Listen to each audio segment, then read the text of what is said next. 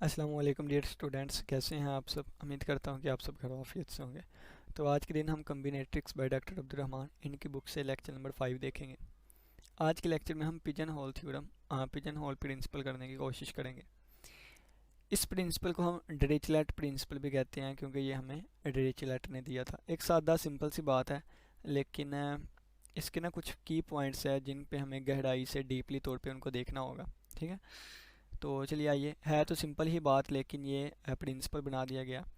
Suppose that a flock of 20 pigeons flies into a set of 90 pigeon holes. ठीक है, वो क्या कहते हैं कि सपोज दैट फ़र्ज़ किया हमने कि 20 कबूतरों का जोड़ा, या जोड़ा नहीं, 20 कबूतरों का जो झुंड है flies into a set of 19 pigeon holes, 19 pigeon holes में उड़ता है। As they are 20 pigeons and 19 pigeon holes. वो कहता है कि 20 पिजन है और 19 पिजन होल्स हैं।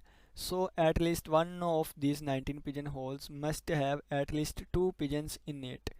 अब यहाँ से समझने वाली बात है और मैं हाईलाइट कर देता हूँ जो कि मैक्सिमम बच्चों को नहीं पता होती। तो एट लीस्ट पे आपने गौर करना है। किस पे? एट लीस्ट पे। तो eight least one of the 19 pigeon holes, 19 pigeon holes में से कोई एक, कम से कम एक must have at least 2 pigeon, उनमें कम से कम 2 पिजन्स होंगे। अगर हमारे पास देखें, मैं बताता हूँ, अगर हमारे पास देखें, ये हमारे पास 1 2 और 3 पिजन होल्स हैं ना। अगर ये 3 पिजन होल्स हैं और हमारे पास 4 पिजन्स हैं, कितने? 4 पिजन्स हैं। तो इन 4 पिजन्स, तो एट लीस्ट वन, कम से कम एक ऐसा पिजन होगा जो कि कम से कम एक ऐसा होल होगा कि जिसमें एक पिजन आएगा। अस्सलाम वालेकुम डियर स्टूडेंट्स, कैसे हैं आप सब। उम्मीद करता हूँ आप सब खैर वाफियत से होंगे। तो आज के दिन हम कम्बिनेट्रिक्स थ्योरी बाय डॉक्टर अब्दुर्रहमान इनकी बुक से लेक्चर नंबर 5 देखेंगे, चैप्टर नंबर 3। आज के लेक्चर में हम पिजन होल प्रिंसिपल देखने की कोशिश करेंगे। ठीक है, इस प्रिंसिपल का दूसरा नाम डिरिचलेट प्रिंसिपल भी है क्योंकि ये एक डिरिचलेट मैथमेटिशियन था, उसने हमें ये दिया। सिंपल सादा सी बात है, लेकिन इसमें ना कुछ की पॉइंट्स है जिनको हमें डीपली देखना होगा। ठीक है, वो कौन से की पॉइंट्स हैं वो बहुत कम बच्चों को पता होते हैं, तो मैं आपको अच्छे तरीके से समझाने की कोशिश करूंगा कि आप उसको अच्छे से अंडरस्टैंड करें। तो चलिए आइए हम स्टार्ट करते हैं। वो कहता है suppose that a flock of 20 pigeons flies into a set of 19 pigeon holes. वो कहता है कि 20 पिजन्स हैं, वो 19 पिजन होल्स में फ्लाइज करते हैं, उड़ते हैं। ये फ्लॉक का नहीं, झुंड। एज देयर आर 20 पिजन्स, वो कहता है 20 पिजन्स हैं एंड 19 पिजन होल्स, और 19 पिजन होल्स हैं। So at least one of these 19 pigeon holes must have at least 2 pigeons in it. यहाँ से गौर करिएगा, ये जो एट लीस्ट वन लिखा हुआ है ना, ये इंपॉर्टेंट चीज़ है। एट लीस्ट वन, यहाँ भी एट लीस्ट 2 लिखा हुआ है, ये इंपॉर्टेंट है। वो कहता है कि अगर आपके पास 19 पिजन होल्स हैं, यानी कि यहाँ पे मैं 19 बनाने की कोशिश करता हूँ, एक पिजन होल, दूसरा पिजन होल, तीसरा पिजन होल, सो ऑन, कहाँ तक गया? 19 वाला पिजन होल। अगर 19 पिजन होल्स हैं और 20 हमारे पास पिजन है, तो कम से कम एक ऐसा होल लाजमी आएगा जिसमें कम से कम 2 पिजन्स होंगे। कम से कम एक ऐसा होल ज़रूर आएगा जिसमें कम से कम 2 पिजन्स होंगे। ठीक है, तो ये कम से कम पे आपने गौर करना है। देखें, अब पिजन होल प्रिंसिपल हमें ये नहीं बताएगा कि पहला जो है उसमें 2 होंगे, या दूसरा है उसमें तीसरा है या उसमें 2 होंगे। बस ये बताएगा कि कम से कम एक ऐसा होल होगा जिसमें कम से कम 2 पिजन्स होंगे। ठीक है, बस ये आपने बात याद रखनी है, कम से कम एक ऐसा होल होगा जिसमें कम से कम 2 पिजन्स होंगे। ठीक है, तो ये वाली बात इसकी बहुत ज़्यादा इंपॉर्टेंट है। This happens because if each pigeon hole had at most 1 pigeon in it only 19 pigeons could be adjusted. वो कहता है कि ये इस तरह होगा कि अगर 19 जो पिजन्स हैं वो 19 पिजन होल्स में आ जाएंगे और एक जो बच जाएगा ना, तो फिर हम उसको कहीं ना कहीं तो एडजस्ट करेंगे ना। ठीक है, चलिए जी आगे देखें। Thus we can state the general pigeon hole principle. वो कहता है इन जनरल हम इसको ऐसे कहेंगे, if there are more pigeons, अगर ज़्यादा पिजन्स हैं देन पिजन होल की निस्बत, then there must be at least one, तो कम से कम एक ऐसा पिजन होल हुआ करेगा जिसमें कम से कम 2 पिजन्स हुआ करेंगे। इन जनरल की बात कर रहा है। अब फ़र्क 3 का भी हो सकता है, 4 का भी। फ़र्ज़ किया देखें ना कि मेरे पास 3 पिजन होल्स हैं और 5 पिजन्स आ गए। कितने? 5 पिजन्स आ गए। अब मैं कहूँगा कि इन 3 में से कम से कम एक, 2 भी हो सकते हैं, तीनों भी हो सकते हैं, लेकिन कम से कम एक ऐसा होल होगा जिसमें कम से कम 2 पिजन्स होंगे। कम से कम 2 का है, 3 भी हो सकते हैं, ठीक है। तो ये वाली बात की गई है। अब इसी को मैं थोड़ा सा ना आपको अरेंज करके बताता हूँ। ये देखें, फ़र्ज़ किया मेरे पास एक पिजन होल है और फ़र्ज़ किया मेरे पास 3 पिजन्स हैं। कितने? 2 कर लेते हैं। 2 पिजन होल है और 3 पिजन्स हैं, 3 पिजन्स हैं। अब मैं चाहूँ तो देखें कि एक यहाँ पे पिजन आ जाएगा, एक यहाँ पे आ जाएगा, बाकी एक बचा वो मैं यहाँ भी रख सकता हूँ, वो मैं यहाँ भी रख सकता हूँ। अगर मेरे पास 4 पिजन्स होते तो मैं चाहता तो एक इसमें आ गया, 3 इसमें आ गए, ठीक है। या चाहता एक इसमें आ गया, 3 इसमें आ गए, या मैं चाहता 2 इसमें आ गए, 2 इसमें आ गए। तो हर एक के लिए पिजन होल सेटिस्फाई करेगा। 2 कंडीशंस हैं बस। अगर पिजन जो है वो पिजन होल से ज़्यादा हुए तो कम से कम एक पिजन में कम से कम एक पिजन होल में कम से कम 2 पिजन्स आएंगे, ठीक है। कम से कम एक पिजन होल में कम से कम 2 पिजन्स आएंगे। इसके बाद वो कहता है it is notable that we can apply this principle to the other object beside pigeons and pigeon hole. वो कहता है ये नोटेबल पॉइंट है कि हम पिजन और पिजन होल्स को ही छोड़ के इसके अलावा दूसरे ऑब्जेक्ट पे भी ये फार्मूला लगा सकते हैं। This pigeon hole principle also called Dirichlet drawer principle, इसको डिरिचलेट-ड्रायल प्रिंसिपल भी कहते हैं। पिजन होल थ्योरम क्या है, तो हम अब इसको अलजेब्रा में ले आते हैं, यानी कि X Y G A B C K L M N O, इसमें देखते हैं। तो उसने कहा है कि के एक पॉजिटिव इंटीजर ले लेते हैं, ठीक है, and K plus 1 or more object are placed into K boxes. वो कहता है कि कोई भी एक नंबर ले लें, कोई भी एक नंबर, वो नंबर ग्रेटर दैन होना चाहिए के से, ठीक है, वो नंबर ग्रेटर दैन होना चाहिए के से। अगर हमारे पास के बॉक्सेस हैं, यानी कि आप कह लेना कि जिस तरह हमने कहा था 19 हमारे पास पिजन होल्स थे, तो पिजन जो है इससे ज़्यादा होने चाहिए। इसी तरह अगर के बॉक्सेस हैं तो कोई भी ऑब्जेक्ट है वो इससे ज़्यादा होना चाहिए। तो उन्होंने कह दिया कि के प्लस 1, ठीक है। उन्होंने कहा कि के प्लस 1 या इससे ज़्यादा ऑब्जेक्ट जो है उनको हमने के बॉक्सेस में रखना है। There is at least 1 box, तो फिर कम से कम एक ऐसा बॉक्स होगा जिसमें कम से कम 2 ऑब्जेक्ट आएंगे, ठीक है। तो इसको अब हम उन्होंने कहा कि प्रूव करते हैं। तो प्रूव इसका देख लें। उन्होंने कहा we prove this principle by contradiction, हम इसको कॉन्ट्राडिक्शन से प्रूव करेंगे। यानी कि कॉन्ट्राडिक्शन का मतलब क्या है कि अगर हम लेस देन 7 है ना, लेस देन इक्वल टू 7, तो इसके लिए अगर हमने ट्रू साबित करना है तो आप ग्रेटर देन 7 के लिए गलत साबित कर दें, ठीक है। तो ये कॉन्ट्राडिक्शन होता है जो कि हम नंबर 3 में पढ़ के आए, ठीक है। We prove the principle by contradiction, हम इसको कंट्राडिक्शन से प्रूव करेंगे। Suppose that none of the k boxes contain more than 1 object. वो कहता है कि आप फ़र्ज़ करें कि किसी भी के बॉक्स में एक से ज़्यादा ऑब्जेक्ट नहीं है। Then the total number of the object would be adjusted at the most k with contradicts the given statement that number of object is k plus 1। वो कहता है कि फिर इसका मतलब है कि जितने बॉक्स होंगे उतने ही हमारे पास के ऑब्जेक्ट होंगे, लेकिन ये तो कंट्राडिक्ट करेगा किसे, कि हमने कहा था ऑब्जेक्ट जो है वो ज़्यादा है, ठीक है। Hence there must exist at least 1 box, तो फिर वहाँ पे कम से कम एक ऐसा बॉक्स आना चाहिए जिसमें सिर्फ 2 या 2 से कम ऑब्जेक्ट हों। तो हमारा प्रूव हो गया। कंट्राडिक्शन से कैसे हमने प्रूव किया, वो कहता है कि के बॉक्सेस हैं, कितने के बॉक्सेस हैं, और के बॉक्सेस में हमने हर एक में एक एक ही आ रहा है। फ़र्ज़ किया ये है ना, एक बॉक्सेस, दूसरा बॉक्स, तीसरा बॉक्स, और सोन कौन सा के नंबर वाला बॉक्स। वो कहता है कि हमने चले मान लिया कि हर एक में एक एक ऑब्जेक्ट ही आ रहा है, एक ऑब्जेक्ट ही आ रहा है, तो फिर ऑब्जेक्ट भी कितने हुए, के ही हुए ना। के बॉक्सेस में एक एक ऑब्जेक्ट हर एक में आ रहा है, तो ऑब्जेक्ट भी के हुए। लेकिन वो कहता है कि ये कंट्राडिक्ट कर देता है, ऑब्जेक्ट तो इससे ज़्यादा होने चाहिए थे ना, तो ये कंट्राडिक्शन आ गई है। तो इस वजह से हम कह देंगे कि कम से कम एक ऐसा बॉक्स लाजमी होगा जिसमें कम से कम 2 ऑब्जेक्ट हों, ठीक है।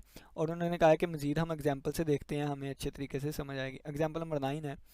एग्जांपल नंबर 9 में कहता है among any group of 367 people there must be at least 2 with the same birthday, ठीक है, because there are only 366 birthdays possible if 1 person is born at 1 day. वो कहता है कि हमने ना एक लीप ईयर ले लिया। अब एग्जांपल देता हूँ। वो कहता है कि 366 दिन है ना साल में, 65 की बात करते हैं, लेकिन यहाँ पे उन्होंने 366 कहा गया। इतने दिन है 366 दिन, लेकिन पीपल कितने हैं, लोग कितने हैं, 367 है। तो हर एक को एक एक पे मैं बिठाऊं, यानी कि एक को एक दिन पे, दूसरे को दूसरे दिन पे, तो देखें कि ये हमारे पास दिन है, यानी कि ये पहला दिन, दूसरा दिन, तीसरा दिन, चौथा दिन, सोन कहाँ तक गया, 366 दिन है। ठीक है, और यहाँ जो लोग हैं वो पहले पे एक लोग आ गया, दूसरे पे दूसरा आ गया पर्सन, तीसरे पे तीसरा, सोन। तो देखें 366 वाले पे 366 वहाँ आ गया। अब एक बच गया, जब एक बच गया तो फिर इन सभी में से कम एक ऐसा दिन लाजमी होगा जिनमें 2 या 2 से ज़्यादा पर्सन आए। ठीक है, तो यही पिजन होल लग गया इस पे। वो कहता है कि अगर 367 पीपल हैं और 366 बर्थडेज हैं तो उसी वक्त पॉसिबल होगा अगर 1 पर्सन जो है ये born at 1 day, if only 1 person because they are only 6 possible. वो कहता है among any group of 367 people there must be, ये देखा, there must be at least 2 with the same birthday. वो कहता है कि फिर कम से कम 2 लोग ऐसे होंगे जो कि एक ही दिन में पैदा हुए होंगे। ठीक है ना। तो एग्जांपल नंबर 10 है, वो कहता है कि 27 इंग्लिश वर्ड्स है। ठीक है, there must be at least 2 words which begins with the same letter because there are 26 possibility letter. अब देखें हमारे पास टोटल 26 लेटर्स हैं ना, लेकिन हमारे पास 27 इंग्लिश वर्ड्स हैं। तो उन इंग्लिश वर्ड्स में देखें कि अगर इनसे हम लिखना चाहें तो ए वाला आ गया, बी वाला आ गया, सी वाला, सो ऑन, हम 26 लिख सकते हैं। ठीक है, लेकिन जो 27वां होगा ना वो दोबारा रिपीट कर जाएगा इनमें से कोई एक। तो यही कहा गया है कि अगर हमारे पास 27 वर्ड्स है ना तो उस 27 वर्ड्स में से कम एक ऐसा वर्ड ज़रूर होगा कि जो दोबारा रिपीटेड से स्टार्ट हो गया। ठीक है, सिंपल एग्जांपल है, इनको मैं कैसे समझाऊं ना, तो मैथमेटिकली कोई चीज़ है। और ये देख एग्जांपल नंबर 11 है, how many students must be in the class to graduate that at least 2 students receive the same score on final exam if the exam is graded from 0 to 100 points. वो कहता है कि हमारे पास score जो है ना वो 0 से 100 तक दे सकते हैं। ठीक है, और how many students must be in a class to guarantee that at least 2 students receive the same score. वो कहता है 0 से लेकर 100 तक हम पॉइंट दे सकते हैं। तो ऐसे कितने स्टूडेंट्स होंगे क्लास में जिनको हम कम से कम 2 स्टूडेंट्स को एक जैसा स्कोर दें। तो देखें पहले को 0 दे दिया, फिर 1, फिर 2, ये करते गए तो फिर एट लीस्ट का 2 का मतलब है कि कम से कम 2 बच्चे ऐसे होने चाहिए कि जिनको सेम स्कोर मिल जाए। तो ये लिखा हुआ है एज द पॉसिबल स्कोर जो है वो 0 से 100 तक है। If any of the 2 student did not take the same score then there must be 101 students in the class. वो कहता है कि अगर किसी को भी एक जैसा स्कोर ना मिले तो फिर यहाँ पे 101 स्टूडेंट्स होंगे। 101 कैसे, एक को 0 मिल जाएगा, 1 वाले को दूसरा ग्रेड, 2 वाले को तीसरा ग्रेड, इसी तरह 100 वाले को 101 वाला ग्रेड। अगर किसी को भी रिपीटेड ग्रेड ना मिले तो वो हमारे पास 101 ग्रेड बनेंगे। ठीक है, लेकिन एट लीस्ट 2 की बात की गई है, कम से कम 2, तो फिर एक स्टूडेंट और होगा जिसको दोबारा इसमें से ग्रेड रिपीट करके मिलेगा। तो हमारे पास कम से कम जो है वो 102 स्टूडेंट्स हो जाएंगे। ज़्यादा से ज़्यादा जितनी मर्जी हो सकते हैं। ठीक है, लेकिन कम से कम 102। ठीक है, तो देखें ना कि आप देखें कि पहले वाले स्टूडेंट को ही 5000 ग्रेड सेम दे दें, यानी कि कहने का मतलब ये है कि ग्रेड ये है ना, तो आप चाहें तो 5000 स्टूडेंट्स को ही ग्रेड 3 वाला दे दें। ठीक है, तो ज़्यादा से ज़्यादा जितने मर्जी हो सकते हैं स्टूडेंट, लेकिन कम से कम स्टूडेंट कितने होंगे, 102 होंगे। ठीक है, नेक्स्ट स्पीड से करते हैं हम इसको, ज़रा सी देख लें। उसने कहा है function from F to K plus 1 और more element are set with the K. वो कहता है के प्लस 1 इसमें एलिमेंट्स हैं और इसमें हमारे पास के एलिमेंट्स है। क्या ये 1-1 कोरेस्पोंडेंस होंगी? बिल्कुल भी नहीं, क्योंकि 1-1 तो उस वक्त होती है जब एक एक एलिमेंट एक एक से मिले। इसमें ज़्यादा एलिमेंट है, इसमें कम है, तो इसका एक एलिमेंट किसी ना किसी से दोबारा रिपीट करके मिलेगा ना, तो ये हमारे पास 1-1 कोरेस्पोंडेंस नहीं हो सकती। ठीक है, इसके बाद ये नीचे उन्होंने जनरलाइज पिजन होल थ्योरम दिया है, प्रिंसिपल दिया है, इसको हम पढ़ लेते हैं और चलिए आइए फिर हम स्टार्ट करें। जनरलाइज्ड पिजन होल प्रिंसिपल, ये कहता है पिजन होल प्रिंसिपल स्टेट करता है, हमें बताता है that there must be at least 2 object in the same box when there are more object than boxes. In the generalized pigeon hole principle there must be more than 2 object at least on the box. This happens when number of object exceed the multiple of boxes. For example मैं बताता हूँ आपको ये क्या कह रहा है। वो कह रहे हैं कि कम से कम एक बॉक्स में ना, कम से कम एक बॉक्स में कम से कम 2 ऑब्जेक्ट आने चाहिए। ठीक है, यानी कि देखे ना, at least 1 of the box, कम से कम किसी एक बॉक्स में 2 या 2 से ज़्यादा या कम से कम 2 ऑब्जेक्ट आने चाहिए। लेकिन ये जनरलाइज मज़ीद उस वक्त बनता है जब हम इसको ऑब्जेक्ट को मल्टीपल ऑफ बॉक्स में रखें। यानी कि एग्जांपल मैं बताता हूँ कि यानी कि अगर हमारे पास इसके मल्टीपल चीज़ें आ जाएँ, मल्टीपल ऑफ बॉक्सेस। जैसे वो कहता है there are 21 objects to be. अब देखें ना, मैं कहता हूँ कि ये हमारे पास 1 2 3 पिजन होल है, ठीक है, जनरलाइजेशन बताने लगा हूँ। 3 पिजन, ये हमारे पास 1 2 और 3 जो है वो पिजन होल है, और 10 पिजन्स है। कितने? 10 पिजन्स हैं। तो 10 में से देखे 3 यहाँ पे आ गए, 3 यहाँ पे पिजन्स आ गए, 3 यहाँ पे आ गए, बाकी बच गया एक। तो वो एक यहाँ पे भी आ सकता है, एक यहाँ पे भी, यहाँ पे भी। अब देखें, अब हमने मल्टीपल ऑफ 3 यहाँ पे रखे हैं, ठीक है ना, मल्टीपल रखे हैं। तो यही कहना चाहता है कि अगर there are 21 object to place 10 boxes में रखना चाहते हैं अगर 21 ऑब्जेक्ट को, तो 10 बॉक्सेस में दो दो आ जाएंगे। फिर जो 20 ऑब्जेक्ट पूरे हो जाएंगे, यानी कि 20 को हर एक में दो दो रखेंगे तो ये आ जाएगा। बाकी बचेगा एक, तो वो एक किसी एक में भी आ सकता है। तो ये कहा है as the number of object 21 है, और जिनको रखना वो मल्टीपल ऑफ 10 है। तो नंबर ऑफ बॉक्सेस हमारे पास कितने आएंगे? 10 चीज़ों को, टू चीज़ें जो है वो 10 बॉक्सेस में रखी तो 20 आ गए, और बाकी हमारे पास एक बच जाएगा, तो वो आप जिसमें मर्जी रख दें। इसी तरह hence if 2 object are registered in each book 20 object are, वो कहता है कि अगर हर एक ऑब्जेक्ट को, हर दो ऑब्जेक्ट को एक एक बक्स में हम एडजस्ट करें तो 20 ऑब्जेक्ट एडजस्ट हो जाएंगे, बाकी हमारे पास 1 बचेगा। तो even then there must be 1 box, ऐसा एक बक्स बचेगा जिसमें कम से कम 2 ऑब्जेक्ट होंगे, ठीक है, क्योंकि तीसरा हम किसी में भी रख सकते हैं। तो ये 3 ऑब्जेक्ट का हवाला दिया गया है आई फॉर एग्जांपल, ठीक है।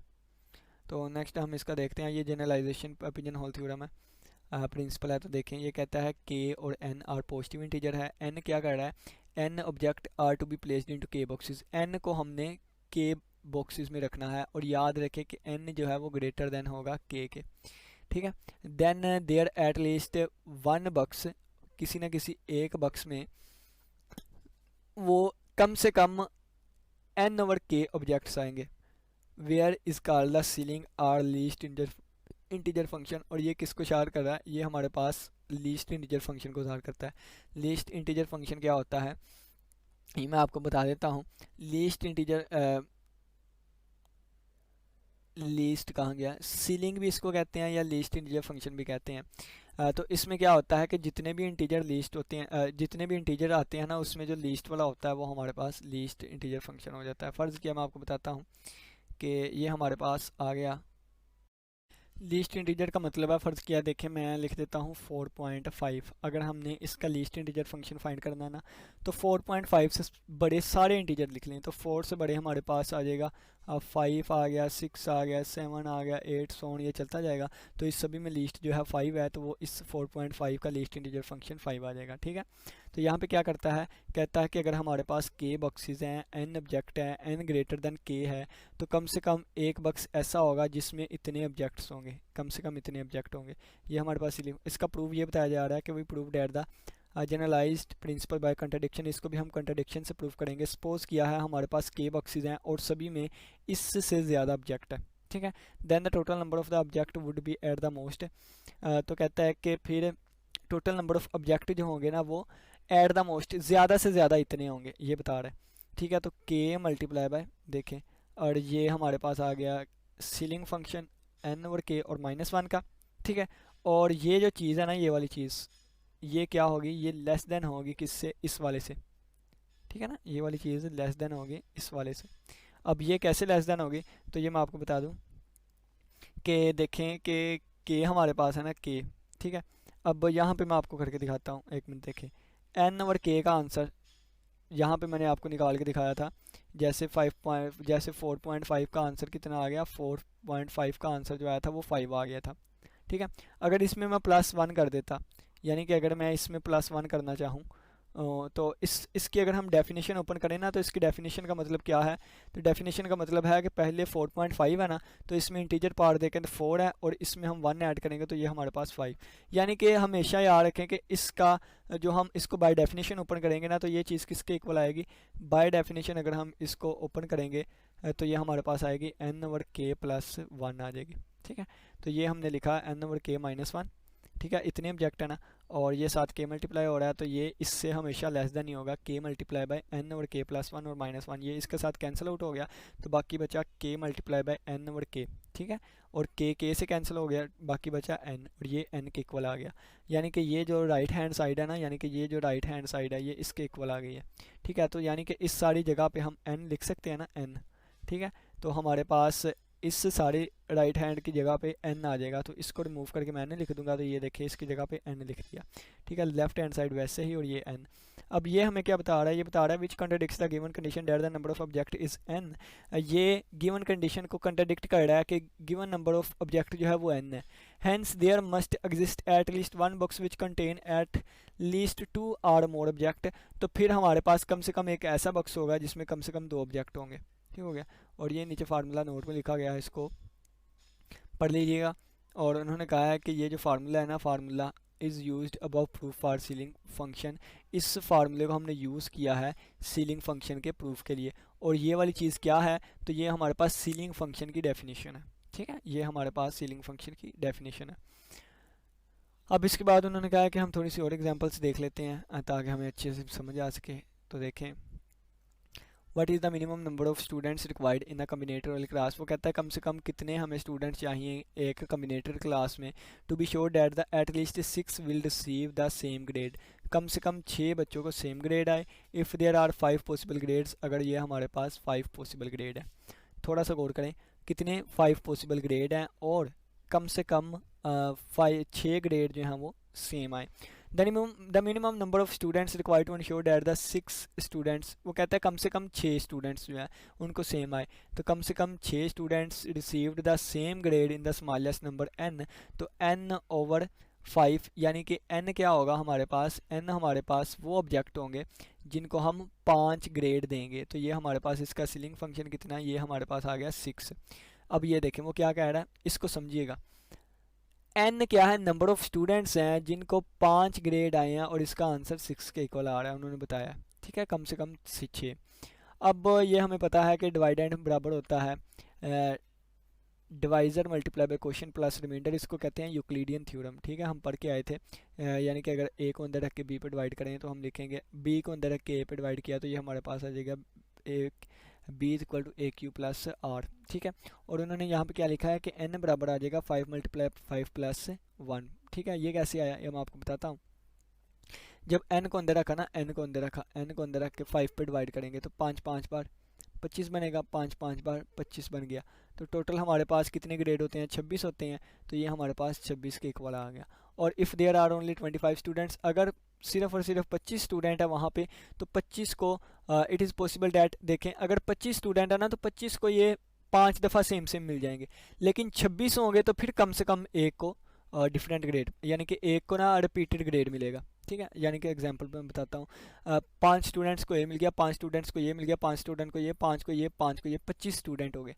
अब उन्होंने कहा एट लीस्ट 6, ठीक है। तो यहाँ पे एक और बच्चा होगा कि जिसको एक अलग ग्रेड मिलेगा, ठीक है। तो there must be minimum 26 student in the class, class में जो है वो 26, ठीक है। तो एट लीस्ट वो कहता है कि 6वीं चीज़ जो कि यानी कि वो एट लीस्ट 6 होना चाहिए जो कि ग्रेड मिले। एक और छोटी एग्जांपल से समझाता हूँ ताकि आपको अच्छे समझ आ सके। थ्योरी वाली चीज़ें हैं, ये समझानी सबसे मुश्किल होती है। यहाँ पे ना खाली जगह है थोड़ी सी, इस पर क्लियर करता हूँ। देखें, अगर मैं कह दूँ, फ़र्ज़ किया है कि ये हमारे पास 1 2 और 3 हमारे पास क्या है, गौर से समझिएगा इस बात को। ये हमारे पास 3 पिजन होल है, क्या है, पिजन होल कितने हैं, 3 हैं, ठीक है। पिजन होल 3 है। पिजन्स की बात करूं तो अगर मैं कह दूं मेरे पास पिजन्स जो हैं वो 10 है, कितने 10, तो 3 इसमें आ जाएंगे, 3 इसमें आ जाएंगे, 3 इसमें आ जाएंगे, और मैं कहूँगा एट लीस्ट 1, क्या कहूँगा, एट लीस्ट 1, ठीक हो गया। और अगर फ़र्ज़ किया है बाकी, क्योंकि एक बचेगा ना, तो एट लीस्ट 4 कहूँगा, क्योंकि मेरे पास बाकी कितना बचेगा, 3 यहाँ पे आ गए, 3 यहाँ पे 9 हो गए, बाकी एक रह गया। तो एक जो आएगा ना, तो मैं कहूँगा कि कम से कम एक ऐसा डब्बा होगा जिसमें कम से कम 4 एलिमेंट। बिल्कुल इसी तरह देखें कि जब ये हमारे पास एक डब्बा आ गया, दूसरा डब्बा आ गया, तीसरा डब्बा आ गया, चौथा डब्बा आ गया, 5वां डब्बा आ गया, ये 5 इसमें ए ग्रेड वाला दिया जाएगा, इसमें बी वाला ग्रेड दिया गया, इसमें सी वाला, डी वाला, और इसमें ए वाला, ई वाला। तो 5 स्टूडेंट्स यहाँ पे आ जाएंगे, 5 स्टूडेंट्स यहाँ पे आ जाएंगे, 5 यहाँ पे, 5 यहाँ पे, 5 यहाँ पे, तो 25 स्टूडेंट आ गए। अब एट लीस्ट 6 पुट करना है, तो वो जो 6वां आएगा ना, वो या यहाँ पे आ सकता है 6वां, या यहाँ पे, या यहाँ पे, या यानी कि वो 26 हो जाएंगे फिर, ठीक है। तो ये उम्मीद करता हूँ कि अब तो समझ आ ही गई होगी, ठीक है। तो नेक्स्ट हमारे पास आ गया इफ़ देयर आर ओनली 25, ये सारा लिखा हुआ है, ठीक है। तो नेक्स्ट अब हम देखते हैं नेक्स्ट क्या है। तो नेक्स्ट हमारे पास डम से टाइप प्रॉब्लम्स एंड डम से नंबर्स आ गए हैं, तो फिर हम नेक्स्ट लेक्चर में देखेंगे। इसी के साथ इजाज़त दीजिए। आज के लेक्चर में हमने पिजन होल थ्योरम और इसका प्रिंसिपल देखा। बस क्या है, कम से कम एक ऐसा पिजन होल हो कि जिसमें ज़्यादा यानी कि दो या दो से ज़्यादा आए, या फिर कम से कम एक ऐसा पिजन होल हो जिसमें कम से कम दो पिजन्स आए। उम्मीद करता हूँ आज के लेक्चर समझ आई होगी। इसी के साथ इजाज़त दीजिए। अल्लाह हाफिज़। अल्लाह ने के हमान।